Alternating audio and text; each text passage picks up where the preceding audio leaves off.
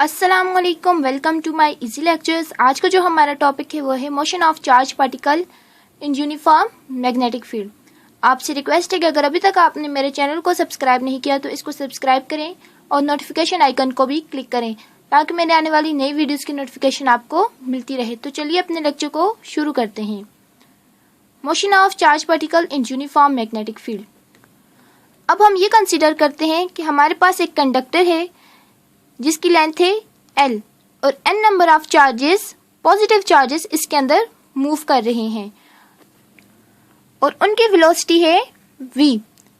अब जो total charge उस कंडक्टर में से मूव कर रहे हैं हम कहते हैं कि Q is equal to NQ। ये टोटल चार्ज है जो उस कंडक्टर में से हम कहते हैं कि फ्लो कर रहा है। अब चार्ज का फ्लो करना कंडक्टर में इन टाइम t प्रोड्यूस करता है करंट, तो इसलिए हमें अब करंट की भी इक्वेशन पता है, I is equal to Q by T। अब हम इस Q की जगह NQ पुट करेंगे, ठीक है, NQ बाई T। अब हमें यहाँ पे टाइम की जगह कुछ और चाहिए। हम अब देखते हैं कि टाइम की वैल्यू हमारे पास कहाँ से आ सकती है। हमें वेलोसिटी का फार्मूला पता है क्योंकि देखिए यहाँ पे हमारे पास क्या है, लेंथ, मतलब जो डिस्टेंस है तो उसको हम यहाँ पे लेंथ कंसीडर करेंगे और इस चार्ज की वेलोसिटी है तो इसलिए हम लोग यूज करेंगे v is equal to S by T को कैलकुलेट करने के लिए। ठीक है, हमें पता है कि v is equal to S by T है, ये वेलोसिटी का फार्मूला है। अब हम यहाँ से टाइम निकालते हैं, लेकिन उससे पहले अब देखिए यहाँ पे हम s की जगह l यूज करेंगे। v is equal to l by T. अब t के निकालते हैं, t is equal to length. अब देखें t उस साइड पे चला जाएगा तो v इस साइड पे आ जाएगा, l बाई v मतलब लेंथ ओवर वेलोसिटी। अब हम इस l बाई v को इस t की जगह पर पुट करेंगे, NQ divided by l by v, l divided by v। अब हम इस इक्वेशन को अरेंज करके लिखते हैं, I is equal to NQV by L आ गया। अब अगर हम ये कहते हैं कि उस करंट कैरिंग कंडक्टर जो कि हम लोग कहते हैं कि नॉर्मली प्रेजेंट है मैग्नेटिक फील्ड B में, तो उस केस में जो मैग्नेटिक फोर्स होगी उस कंडक्टर पर वो है F is equal to I L cross B आ गया। अब हम यहाँ पे I की वैल्यू पुट कर देते हैं, NQV by L cross B। अब ये L हमारे पास मतलब लेंथ वेक्टर क्वांटिटी है तो इसका मैग्नीट्यूड है L is equal to L और L।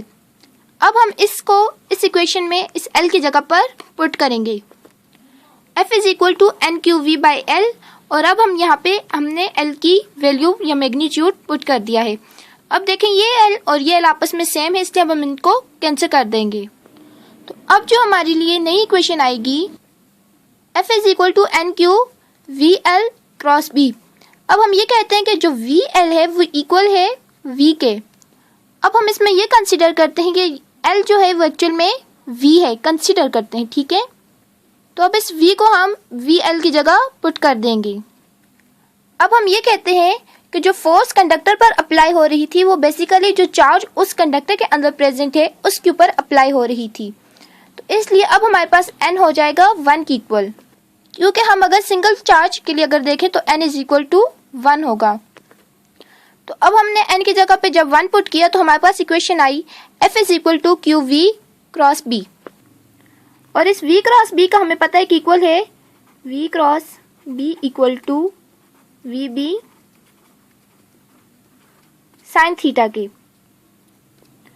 अब अगर थीटा 0 हो, अब थीटा जब इक्वल टू 0 है तो उस केस में VB साइन 0 हो जाएगा, F is equal to QVB sine 0।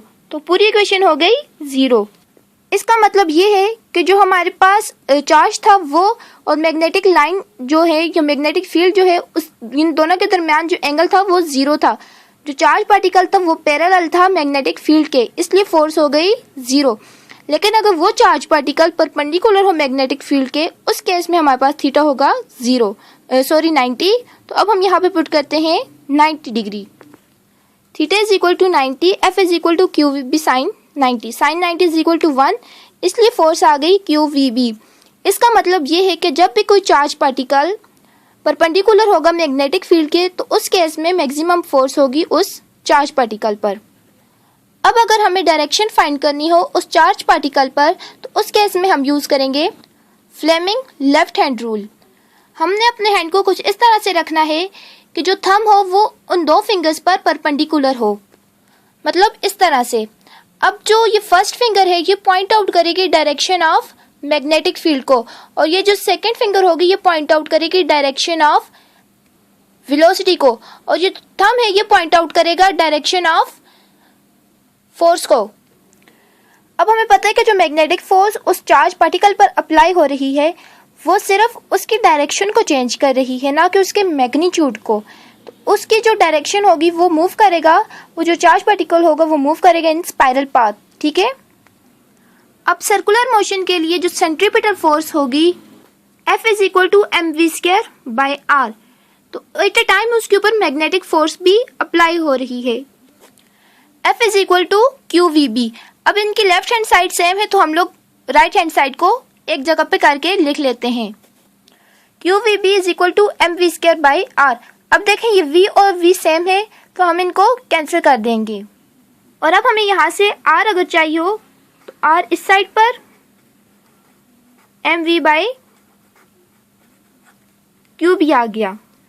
हमें पता है कि सर्कुलर पाथ के लिए जो वेलोसिटी है वो है v is equal to r omega. तो अब हम उसको यहाँ पे पुट कर देंगे। अब यहाँ r और r सेम है तो हम इनको कैंसिल कर देंगे। तो अब हम यहाँ से ओमेगा की वैल्यू लाएंगे, ठीक है। ओमेगा की value omega is equal to qb by m आ गया, और ये हमारे पास उस चार्ज पार्टिकल की एंगुलर वेलोसिटी आ गई। अब हम फाइंड करते हैं टाइम एंड फ्रीक्वेंसी।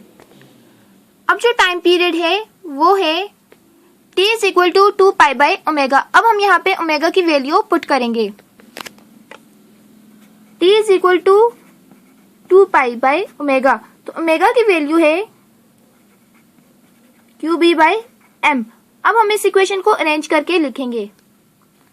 अब ये m ऊपर आ जाएगा 2 पाई m बाय qb।